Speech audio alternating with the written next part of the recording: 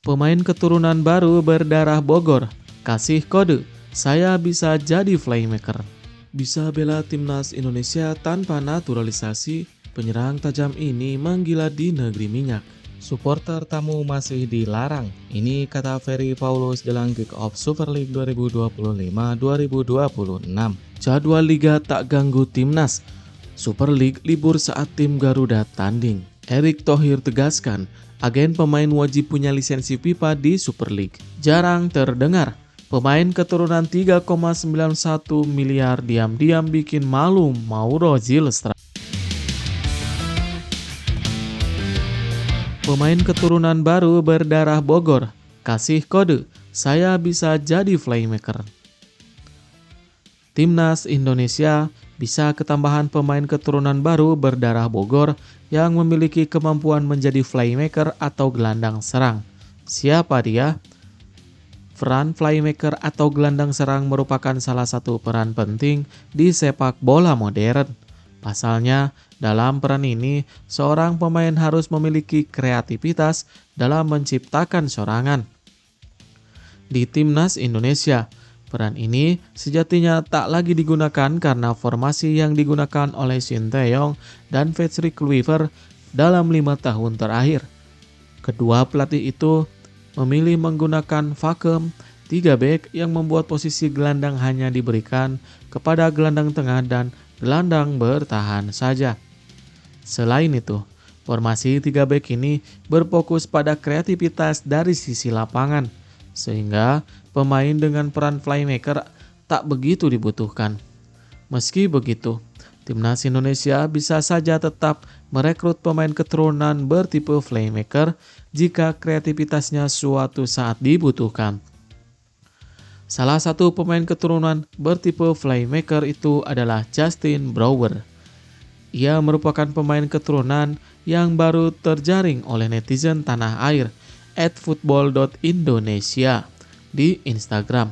Lantas, siapakah sosok Justin Brouwer itu?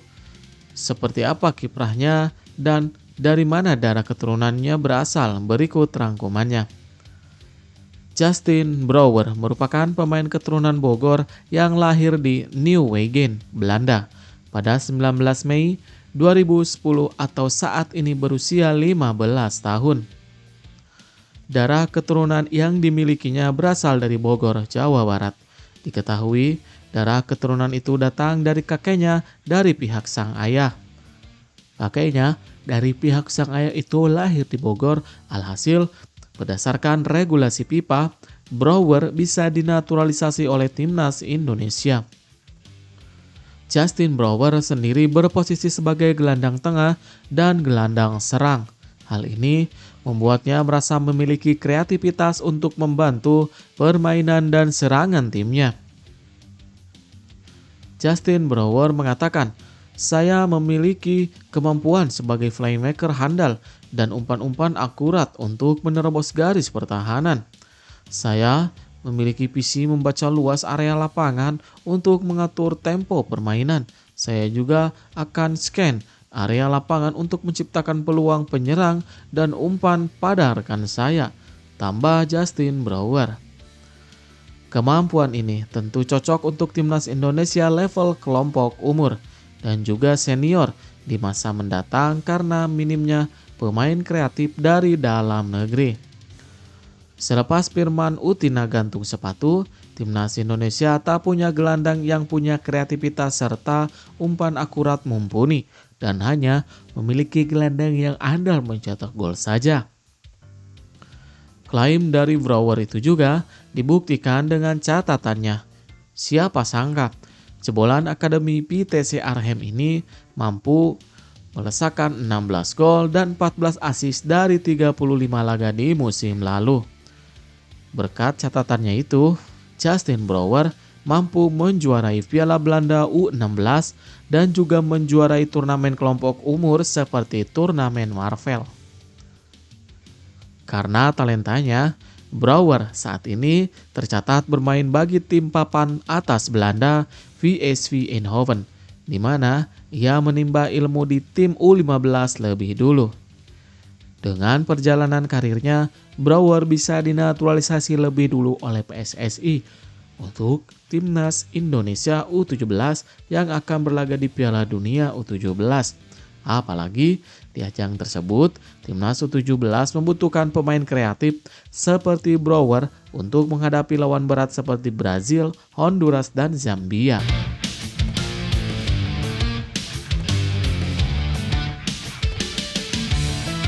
Jarang terdengar, pemain keturunan 3,91 miliar diam-diam bikin malu Mauro Zylstra. Dean Zandbergen kembali mencuri perhatian publik sepak bola tanah air setelah tampil tajam saat VVV Venlo menghadapi FC Volendam, klub Mauro Zylstra. Laga ini memperkuat peluang naturalisasi Dean Zandbergen ke timnas Indonesia. Penampilan Dean Zandbergen dalam pertandingan itu sangat impresif. Ketajamannya membuat namanya semakin layak diperhitungkan untuk timnas Indonesia. Dalam laga yang digelar Minggu 3 Agustus 2025 dini hari, VVV Venlo sukses menang tipis 2-1. Dean Zandbergen turut mengatur kemenangan itu lewat kontribusinya yang luar biasa. Dean Zandbergen berhasil mencetak 1 gol penting pada menit ke-78. Aksi ini menambah daftar pemain keturunan yang patut dipertimbangkan untuk timnas Indonesia. Tak hanya mencetak gol, Dean Zandbergen mencatatkan 1 assist. Ia membantu rekan setimnya, Naim Mautong, mencetak gol pertama VVV Venlo pada menit ke-66. Dengan kontribusi gol dan assist, Dean Zandbergen menunjukkan kelasnya di lini depan. Publik Indonesia mulai berharap kehadirannya untuk memperkuat timnas Indonesia. Tim Volendam hanya bisa membalas 1 gol yang dicetak RV Kruijsen di menit ke-82. Dean Zandbergen tetap menjadi salah satu sosok yang paling menonjol di laga itu. Ketajaman Dean Zandbergen menjadi sinyal positif bagi timnas Indonesia yang tengah memburu pemain keturunan. Proses naturalisasi bisa menjadi jalan masuk bagi Dean Zandbergen. Dean Zandbergen diketahui memiliki darah keturunan Indonesia dari ibunya. Ini membuka peluang besar baginya untuk memperkuat timnas Indonesia. Ibu Dean Zandbergen diketahui dari Depok. Artinya, jalur keturunan Dean untuk membela timnas Indonesia sangat terbuka. Banyak pengamat sepak bola menilai performa Dean Zandbergen menunjukkan kualitas Eropa. Jika naturalisasi berjalan lancar, kekuatan timnas Indonesia bisa meningkat signifikan. Dean Zandbergen baru berusia 23 tahun. Dengan usia muda, ia punya potensi besar untuk berkembang lebih jauh bersama timnas Indonesia. Performa Dean Zandbergen juga konsisten secara di kasta bola Belanda. Ini menjadi sinyal bahwa ia tidak hanya berpotensi, tetapi juga siap secara teknis. Pengalaman bermain di Eropa menjadikan Dean Zandbergen sosok yang bermental kuat. Ini penting dalam persaingan di level internasional seperti timnas Indonesia. Publik Indonesia selalu antusias menyambut pemain keturunan. Dean Zandbergen bisa menjadi idola baru jika benar-benar memperkuat merah putih. Kini tinggal bagaimana proses naturalisasi Dean Zandbergen difasilitasi oleh PSSI. Jika positif, kehadirannya sangat dinantikan publik sepak bola tanah air.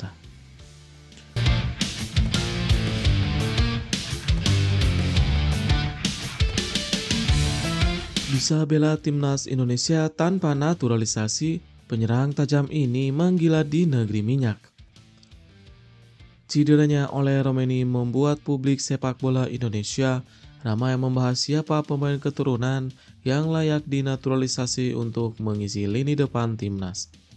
Namun, di tengah sorotan tersebut, ada satu nama lokal yang justru mulai menunjukkan ketajamannya di luar negeri, yaitu Ramadan Sananta. Striker muda yang sudah memiliki caps bersama timnas Indonesia ini kini memperkuat DPMM FC, klub elit asal Brunei Darussalam, yang akan berlaga di Liga Super Malaysia musim 2025-2026. Tanpa perlu proses naturalisasi, Sananta bisa langsung dipanggil ke skuad Garuda kapan saja oleh Patrick Kluivert.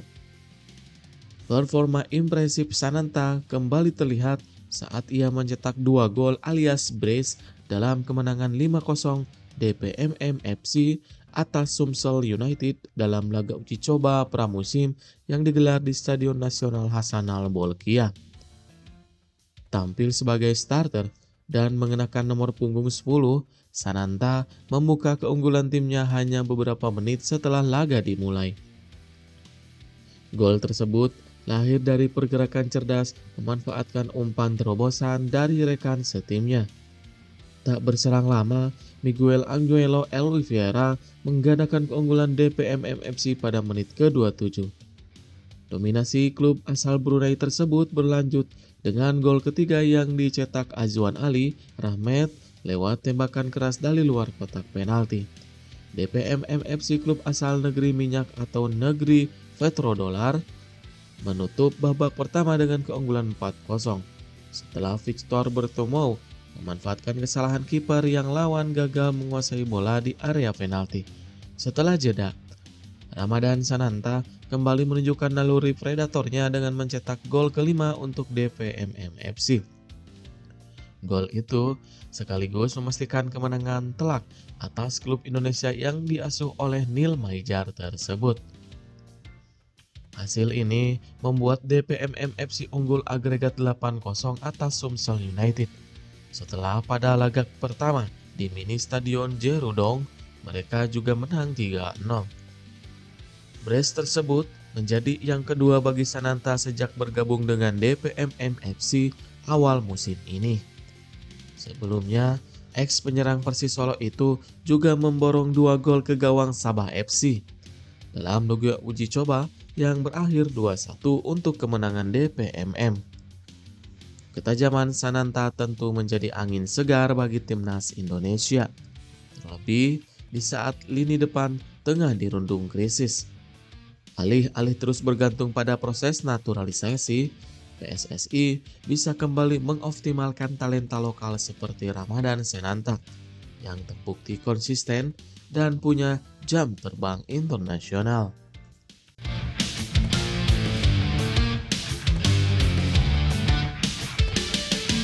Supporter tamu masih dilarang. Ini kata Ferry Paulus dalam kick-off Super League 2025-2026.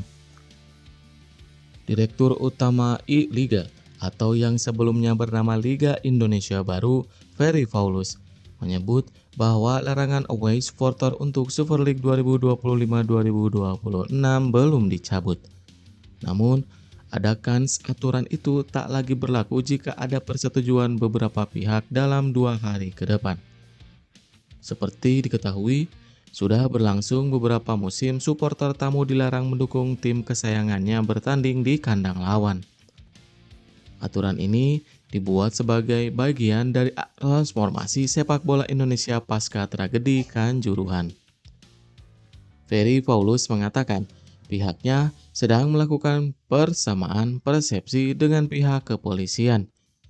Ada beberapa aturan yang disodorkan pihak I-League supaya disetujui mereka. Bukan cuma itu. Ferry Paulus memiliki terobosan baru dari sistem pengelolaan tiket pertandingan. Akan tetapi, bukan cuma pihak kepolisian saja, PSSI selaku Federasi Sepak Bola Indonesia harus setuju supporter tamu kembali bisa dukung tim kesayangannya. Super League 2025-2026 akan dimulai pada 8 Agustus. Partai pembukaannya yaitu Persebaya Surabaya versus PSIM Yogyakarta di Stadion Gelora Bung Tomo, Surabaya.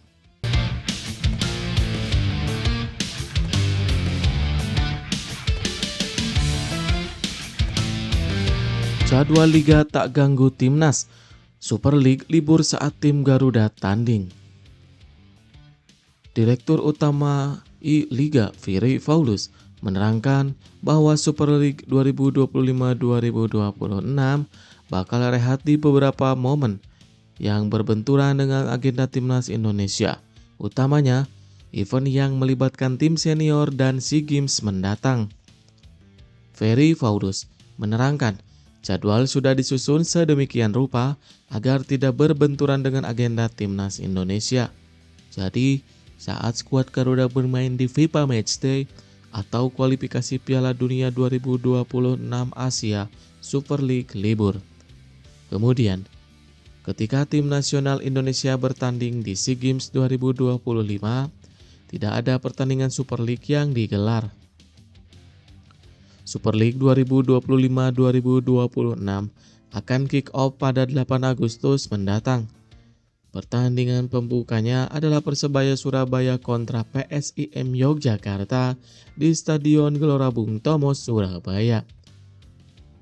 Dengan adanya penyesuaian ini, diharapkan klub-klub Super League tidak mengalami kekurangan pemain inti saat kompetisi internasional berlangsung. Kebijakan ini juga memberi ruang bagi timnas Indonesia untuk mempersiapkan diri secara maksimal tanpa mengganggu streaming liga domestik. PSSI dan I-Liga juga disebut telah berkoordinasi sejak jauh hari agar semua agenda berjalan selaras, termasuk dalam hal pemulihan pemain dan jendela transfer. Tak hanya kompetisi senior, pemain muda seperti Liga U23 juga akan tetap berlanjut sebagai sarana pengembangan bakat.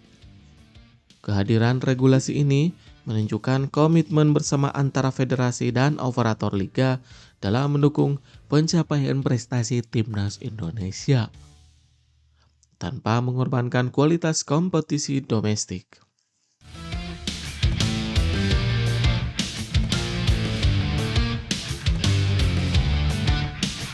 Erick Thohir tegaskan, agen pemain wajib punya lisensi FIFA di Super League. Ketua Umum PSSI Erick Thohir meminta agen-agen pemain memiliki lisensi resmi FIFA. Alhasil, nantinya tidak akan ada pemain asing abal-abal atau tak berkualitas merumput di Super League. Sekedar informasi, Super League mempunyai aturan terkait mendatangkan pemain asing. Jadi, setiap tim yang berlaga di sana tak bisa sembarangan mendaftarkan pemain impor. Ada batasan starta kompetisi pemain yang diizinkan hadir di Super League. Nah, untuk mengatasi indikasi adanya kecurangan, agen harus punya lisensi FIFA sehingga terdaftar.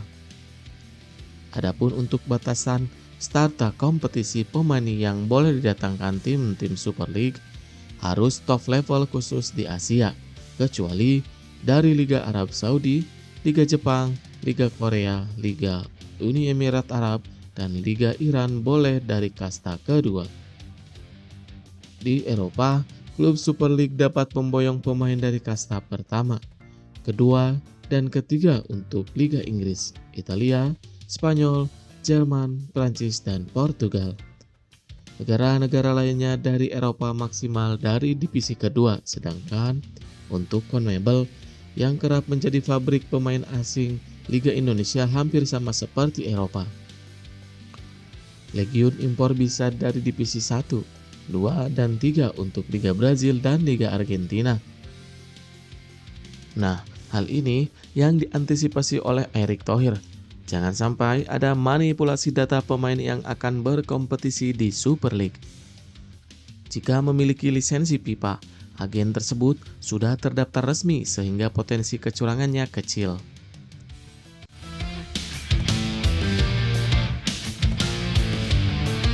Justin Hubner yakin dapat menit bermain di Eredivisie, tambah pede jelang timnas Indonesia di ronde keempat. Skuad Garuda bakal tergabung dalam grup B bersama Arab Saudi dan Irak. Timnas Indonesia bakal menantang tuan rumah Arab Saudi lebih dahulu pada 8 Oktober.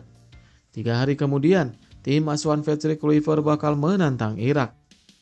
Hanya juara grup ronde keempat yang berhak mendapatkan tiket otomatis ke putaran final Piala Dunia 2026. Sebelumnya, publik khawatir dengan masa depan beberapa pemain timnas Indonesia yang dilepas klubnya di luar negeri. Jika para pemain belum mendapatkan klub, maka berpotensi mengganggu persiapan timnas Indonesia, khususnya dari segi fisik. Pasalnya, timnas Indonesia tidak bisa menggelar TC jangka menengah atau panjang untuk persiapan ronde keempat. Karena itu, persiapan pramusim bersama klub masing-masing bakal membantu kesiapan para pemain. Salah satunya yaitu Justin Hubner. Usai meninggalkan Wolverhampton Wanderers, Justin Hubner sempat berstatus tanpa klub selama beberapa pekan di bursa transfer. Akhirnya, bek 21 tahun tersebut mendapatkan klub barunya yaitu Fortuna Sittard. Dirinya direkrut dengan durasi kontrak 3 tahun plus opsi perpanjangan selama 1 tahun.